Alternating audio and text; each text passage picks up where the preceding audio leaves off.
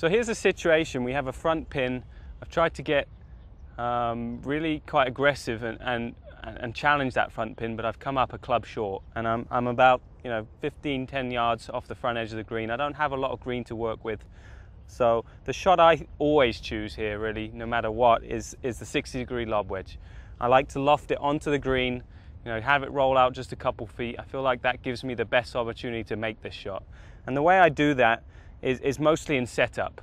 Most amateurs tend to get the ball way too far back in the stance with the club sort of leaning forward too much, and that exposes the front edge. The most important thing about this shot is using the back edge, the bounce, and that will help get the ball up nice and softly and come out just rolling just a little bit and give you a good chance of making this.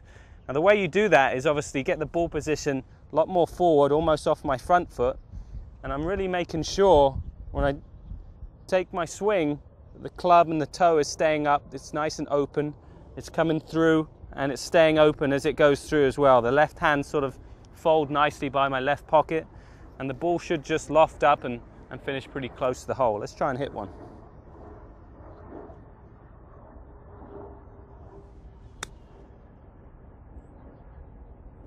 So there you go. That was a little bit hard, a little bit clumsy.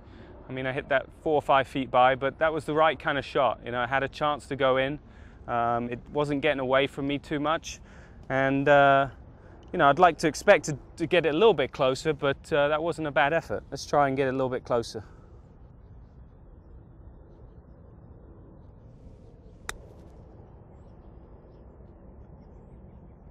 So obviously that's a tap in. I'm going to get up and down. That's the goal.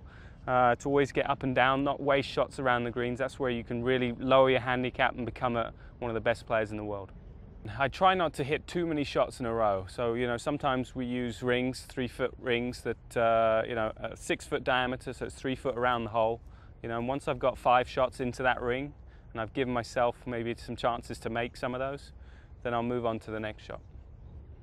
That's always the goal, to try and hold it. I think, if you focus on something a little bit more specific, it becomes a lot easier. If you try and just think, oh, if I can get it around the hole to 5 or 6 feet, it's not really focusing your mind properly. The more you focus on something a little bit smaller, even look at a particular part of the hole, be even more specific and see it going in the left edge or the right edge, and the more specific you can be, the more it switches on your brain.